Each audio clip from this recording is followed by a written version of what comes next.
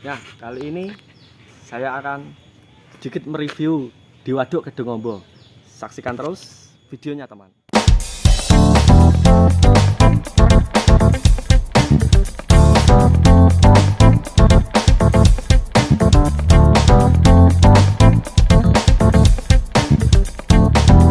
Assalamualaikum warahmatullahi wabarakatuh. Selamat pagi teman-teman.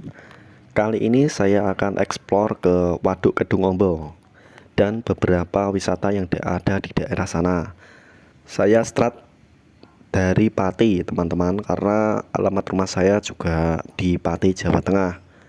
Kita akan eksplor ke sana membutuhkan waktu kurang lebihnya itu 2 jam kalau dari pusat kota Pati.